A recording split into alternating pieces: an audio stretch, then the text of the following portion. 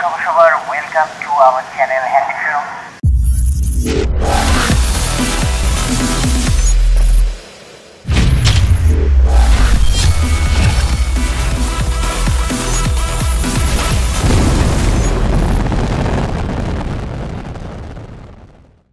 আপনাদেরকে আমাদের নতুন ভিডিওতে স্বাগতম। আমাদের আজকের যে টপিকস সেটা হচ্ছে এয়ারক্রাফটের ব্ল্যাক বক্স সম্পর্কে অনেকেরই আগ্রহ থাকে জানার যে এটা কিভাবে কাজ করে এবং এটি কোথায় থাকে বা এটার ফাংশনটা কি। তো আমাদের আজকের ভিডিওতে আমি এটাকে 3টি পার্টে ভাগ করেছি। প্রথমটি হচ্ছে এটার বেসিক কিছু ইনফরমেশন, দ্বিতীয় পার্টে আমি এটার ফাংশন এবং তৃতীয় পার্টে এটার অপারেশন সম্পর্কে বলবো। সো যারা আমাদের চ্যানেলে নতুন তাদেরকে অবশ্যই স্বাগতম এবং যারা আমাদের সাথে আছেন তাদেরকে অনেক ধন্যবাদ। এই চ্যানেলটিতে শুধু আমি না, এখানে আরও 2-3 জনের একটা টিম কাজ করে এবং প্রত্যেকটা ভিডিওই ওই টিমের মাধ্যমে সিলেক্ট হয় এবং সেটা প্রোডাকশন হাউসের মাধ্যমেই শেষ করে তারপর আপনাদের কাছে আমরা আপলোড দিই বা ইউটিউব চ্যানেলে আপলোড দিই।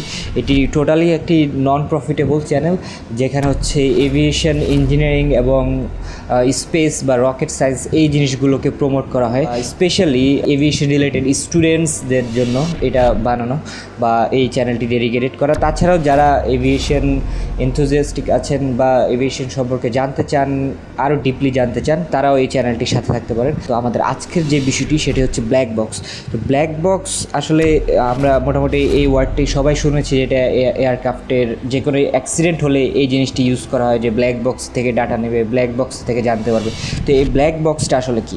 তো মেইনলি ব্ল্যাক বক্স আসলে একটি অরেঞ্জ কালারের একটি বক্স, বা একটি নয়, এখানে মেইনলি 2টি বক্স, যেটার দেখতে আসলে কোনোটাই এটার ব্ল্যাক না, এটার কালার হচ্ছে অরেঞ্জ কালার।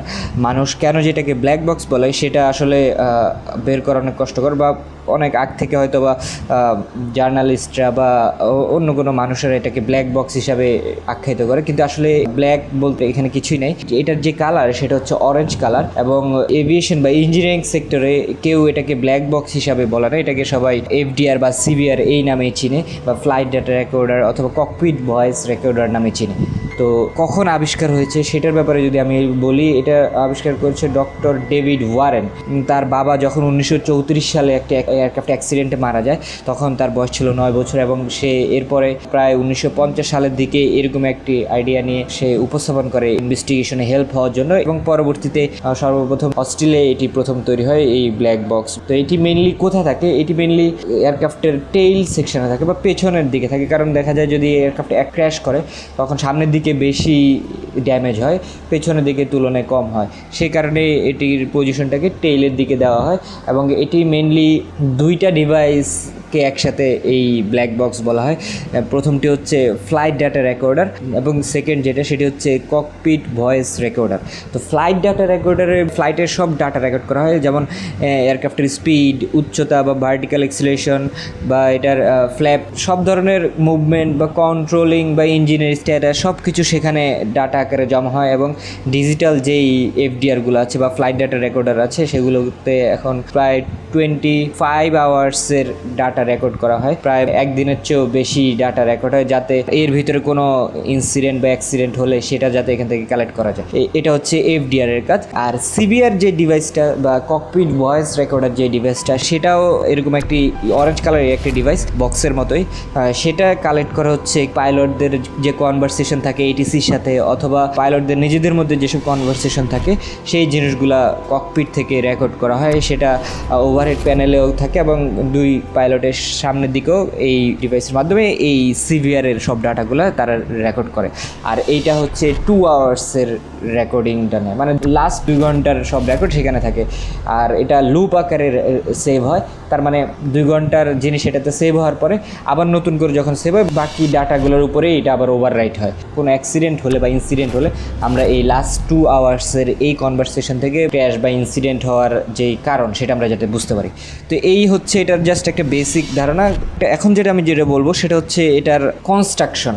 কনস্ট্রাকশন বলতে এই ব্ল্যাক বক্স দুইটা ডিভাইসের সমন্বয়ে গঠিত, সেই দুটো ডিভাইসের কি আছে বা এটার কনস্ট্রাকশনটা কি সেটা বলার চেষ্টা করবো। তো এটার যদি আমি পাওয়ার সাপ্লাইয়ের কথা বলে থাকি, এটা দুই ধরনের ভোল্টেজ ইউজ করে, 150 ভোল্ট এসিও ইউজ করে অথবা 28 ডিসিও ইউজ করে, এবং এটা প্রায় 30 দিনের মতো চলতে পারে ব্ল্যাক বক্স ক্র্যাশ হওয়ার পরেও। তো এখন আরেকটা যেটার পার্ট সেটা হচ্ছে ক্র্যাশ সার্ভাইভাল মেমোরি, বা এটার মেমোরি যেটা সেটা প্রায় আমি বললামই যে 25 আওয়ারের মতো এটা থাকে, এবং এই ডাটাটা অনেক হাই কোয়ালিটির ডাটা হয় কারণ এটা আনকম্প্রেসড ডাটা থাকে। আরেকটা যেটা সেটা হচ্ছে ICB, integrated controller and circuit board বলে। এই ডিভাইসটার একটি সার্কিট বোর্ড থাকে, সেখানে এটার বিভিন্ন ফাংশন কাজ করে। তারপর আরেকটা পার্ট হচ্ছে এটার এয়ারক্রাফট ইন্টারফেস।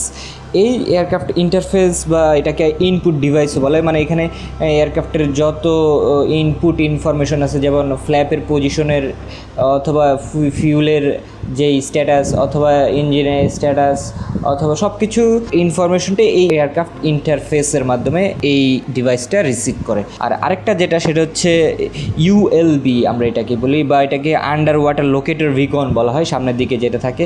এটাকে পিঞ্জার নামেও আমরা বলে থাকি। এটা অ্যাক্টিভেটেড হয় যখন এটা পানির নিচে যায়, পানিতে যদি কোনো এয়ারক্রাফট ক্র্যাশ করে তখন এই ইউএলভিটা অ্যাক্টিভেটেড হয়।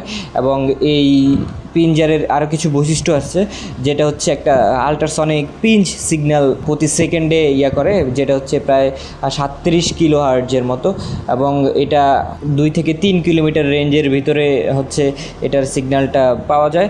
আর এটা প্রায় 600 মিটার পর্যন্ত যদি পানির নিচে থাকে এটার অপারেশন চলতে থাকে। আবার এটার ব্যাটারি তো আমি বললামই যে প্রায় 30 দিনের মতো চলে। এবং এই এফডিআর বা সিভিআর এগুলো যদি পানির নিচে ক্র্যাশ করে বা পানির নিচে থাকে, তখন হচ্ছে এটি খোঁজার জন্য আরেকটা ডিভাইস আছে যেটি এই সিগন্যালটাকে রিসিভ করা যায়, এবং সেটি শিপের মাধ্যমে বা সাবমেরিনের মাধ্যমে তারা সাগরে এটি প্রবেশ করিয়ে তারপর এটা সিগন্যালটা ধরার চেষ্টা করে, এবং এটি প্রায় 30 দিনের মতো থাকে। তো 30 দিনের ভিতরে এটা সিগন্যালটা ধরার চেষ্টা করে, যেটা প্রায় 600 মিটার পানির নিচে থাকলেও এটার সিগন্যালটা ধরা যায়। তো এই সেই ডিভাইস যেটা হচ্ছে আন্ডার ওয়াটার বিকন আমরা বলি এটাকে। তো এই হচ্ছে এটার ওভারঅল কনস্ট্রাকশন। এটার ফাংশন যেটা সেটা হচ্ছে যে এটা ককপিটের, আমি বললামই যে ককপিটের ভয়েস রেকর্ডার এবং এটার ফ্লাইট ডাটা রেকর্ডার, এই দুটা মিলায় হচ্ছে এটাকে ব্ল্যাক বক্স বলে বা ফ্লাইট ডাটা রেকর্ডার বা যেটাই হোক, এটা এই সিগন্যালগুলো রিসিভ করে। এবং সিগন্যালগুলো হচ্ছে উইংসের এই ফ্ল্যাপের পজিশন, রাডার এলিরন এলিভেটর এইসবের পজিশন এবং ইঞ্জিনের পজিশন বা ইঞ্জিনের স্ট্যাটাস, এগুলো সবগুলো কিছু নিয়ে সে হচ্ছে একটা ডাটা সেখানে রিসিভ করতে থাকে বা সেভ করতে থাকে। তো এই হচ্ছে ওভারঅল ব্ল্যাক বক্সের জাস্ট ধারণা দেওয়ার চেষ্টা করলাম। আসলে এখন যে রিসেন্ট যে প্লেনগুলো তৈরি হবে বা এটার ফিউচারের যেই নতুন ডিভাইসটা হবে সেটা এই ব্ল্যাক বক্সটা আর ওই হিসাবে থাকবে না, কারণ এটা অনেক পুরনো একটা সিস্টেম যেটা 2টি ডিভাইস লাগে। তো এখন যেই নতুন ডিভাইস বানানো হচ্ছে সেটার নাম হচ্ছে আইডিএআর বা ইন্টিগ্রেটেড ডাটা অ্যাকুইজিশন রেকর্ডার, যেটাতে হচ্ছে একটা সিঙ্গেল বক্সেই থাকবে, এটাতে কোনো 2টা ডিভাইস থাকবে না, এটা এক বক্সের ভিতরে সব কিছু থাকবে। এবং আগের যে দুটো ছিল সেটার তুলনায় এটি 25% কম ওয়েট হবে এবং এটি আরও বেশি ডাটা রেকর্ড করতে পারবে।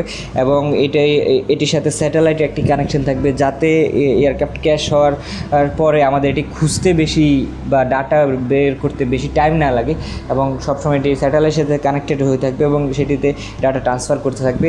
এরকম একটি ডিভাইস তৈরি করা হচ্ছে। ফিউচার এয়ারক্রাফটগুলোতে হয়তো বা এই নতুন ডিভাইসটি ইউজ করা হবে, যাতে তাড়াতাড়ি ক্র্যাশ ইনভেস্টিগেশন করা যায় এবং ডাটাগুলো তাড়াতাড়ি বের করা যায়। সেই জন্যই এই ডিভাইসটি নতুন ফিউচার এয়ারক্রাফটগুলোতে হয়তো বা এটাতে লাগানো হবে। তো এই হচ্ছে ফ্লাইট ডাটা রেকর্ডার বা ককপিট ভয়েস রেকর্ডার অথবা একসাথে ব্ল্যাক বক্স, এটার একটি বেসিক আইডিয়া আমি দেওয়ার চেষ্টা করলাম। ব্ল্যাক বক্স সম্পর্কে আপনাদের যদি কোনো কোশ্চেন থাকে সেটি অবশ্যই আমাদের কমেন্ট সেকশনে জানাবেন, আমরা যথাসাধ্য এটার উত্তর দেওয়ার চেষ্টা করব।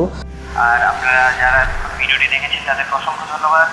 আর আমাদের পরবর্তী ভিডিওগুলো দেখার জন্য অগ্রিম আমন্ত্রণ। আর আপনারা যারা আমাদের চ্যানেলটিতে এখনও সাবস্ক্রাইব করেননি তারা আমাদের চ্যানেলটি সাবস্ক্রাইব করে রাখবেন। আর সবাই আমাদের জন্য দোয়া করবেন। ধন্যবাদ।